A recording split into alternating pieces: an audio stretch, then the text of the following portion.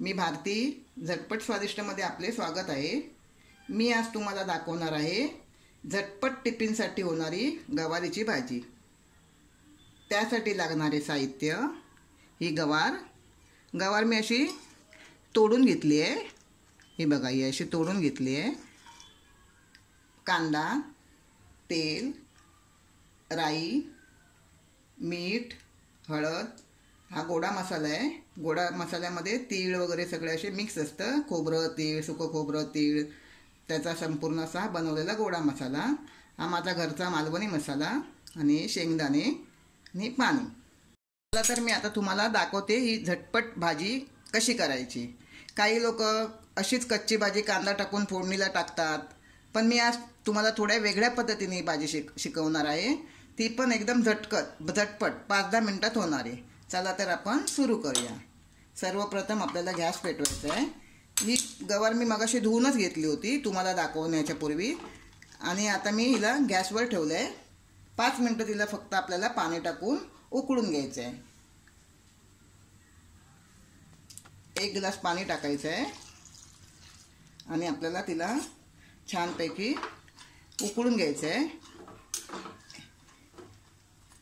एका दुसरी उकळी काढली की ती गवार व्यवस्थितपणे शिजेल।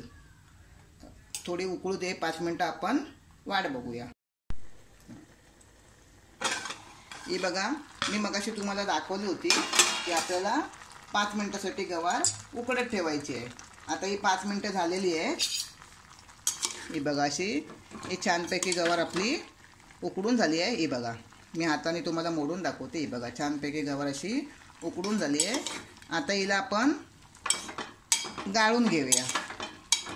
सगळं पाणी त्यातलं आपल्याला गाळून घ्यायचं आहे, गाळून टाकून द्यायचं आहे पाणी। ती आपल्याला वापरायचं नाही, कारण आपल्याला ही डब्यासाठी सुकी भाजी बनवायची आहे। आता आपण तिला गाळून घेऊया। मी गॅस बंद करते। मी आता तुम्हाला भाजी कशी करायची ते दाखवते। चला तर आपण भाजी बनवायला शिकूया।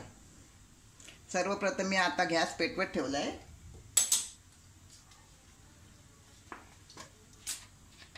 थोडं तेल टाकूया। सुक्या भाज्यांना थोडंसं तेल जास्त टाकायचं, म्हणजे नेहमीपेक्षा अर्धा चमचा तरी जास्त टाकायचं। तेल तापू दे। आपले तेल तापलंय, आपण थोडी राई टाकूया। थोडासा कढीपत्ता। राई तडतडली की आपल्याला त्यात कांदा टाकायचा आहे।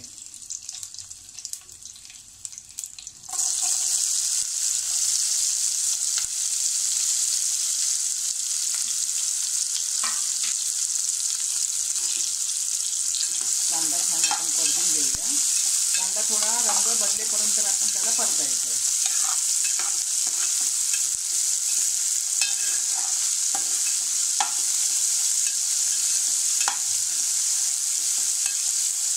गॅस थोडा मध्यम ठेवायचा आहे।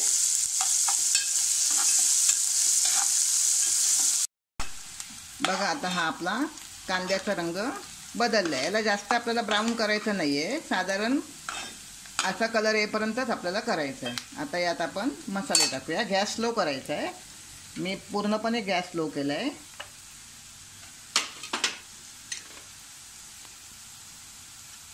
मिरची पावडर टाकूया। 1.5 चमचा मिरची पावडर टाकायचे। मी मालवणी मसाला 1.5 चमचा टाकायचा आहे। मी मिरची पावडर चुकून बोलले। थोडीशी हळद,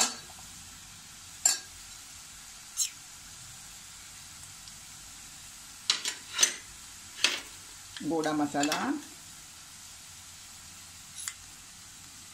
1 चमचा गोडा मसाला, थोडं परतून घ्यायचं आहे।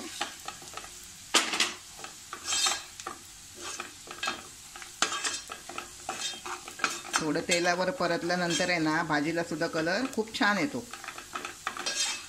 आणि अशा आपण सकाळी घाई असते आपल्याला, ऑफिसला जायच्या टायमाला चहा नाश्ता सगळं करेपर्यंत आपल्याला वेळ होतो, आणि मग आपल्याला भाजी करायला वेळ मिळत नाही। मग ही भाजी आपली जास्तीत जास्त 10 मिनिटांमध्ये तयार होते. आता आपण त्यात ही मगाशी उकळून घेतलेली गवार टाकूया.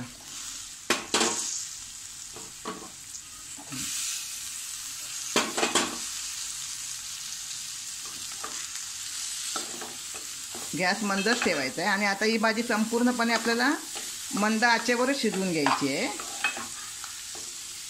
छानपैकी परतून घेऊया. अशी ही गवार शिजलेली आहे. आता ही 5 मिनिटात आपली गवार शिजून होणार. थोडंसं मी मीठ टाकते, चवीपुरता मीठ टाकायचं आहे. यात तुम्हाला आलं लसूण पेस्ट वगैरे टाकायची काही गरज नाही आहे, कारण गोडा मसाल्यामध्ये तीळ, शेंगदाणे, सुकं खोबरं हे सगळे जिन्नस असतात. त्याच्यामुळे इतर गोष्टींची काही गरज नाही. त्याच्या जोडीला आमचा मालवणी मसाला आहेच. आपल्याला याच्या झाकणावर पाणी टाकायचं आहे, म्हणजे ती आपल्या टोपाला खाली लागणार नाही. आणि 5 मिनिटं फक्त आपल्याला ती शिजवायची आहे.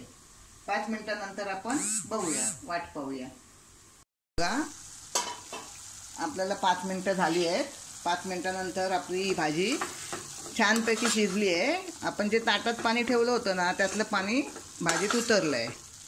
आम्ही मालवणी लोक काय करतो, नेहमी ओलं खोबरंच वापरतो. एक तर वाटून घालतो किंवा मग असं वरून कधीतरी कंटाळा आला तर आम्ही असं वरून किसून टाकतो. पण मी आज तुम्हाला जरा वेगळंच दाखवणार आहे. आज मी तुम्हाला शेंगदाण्याचा कूट टाकून दाखवणार आहे. कधीतरी आम्हालाही कंटाळा येतो ना खोबरं खाऊन खाऊन, मग काय करणार, म्हणून मी शेंगदाण्याचा कूट टाकते. तुम्ही म्हणाल की काय काकूने आज शिकवलं आहे, मालवणी बोलतात आणि शेंगदाणे टाकलेत, पण मी आज चेंज म्हणून शेंगदाणे टाकते. झालं बघा, आता आपली भाजी तयार. छानपैकी असं ढवळून घ्यायचं आहे. ही बघा, खूप छान लागते ही भाजी. स्मेल पण, म्हणजे याचा वास बघा किती सुगंध सुटला आहे छान एकदम. तुमच्या घरापर्यंत, तुमच्या नाकापर्यंत पण याचा सुगंध येत असेल. मी आता हा गॅस बंद करते. खायला ही भाजी तयार. जर तुम्हाला हा माझा व्हिडिओ आवडला असेल तर तुम्ही माझ्या व्हिडिओला लाईक करा, शेअर करा आणि सबस्क्राईब करा.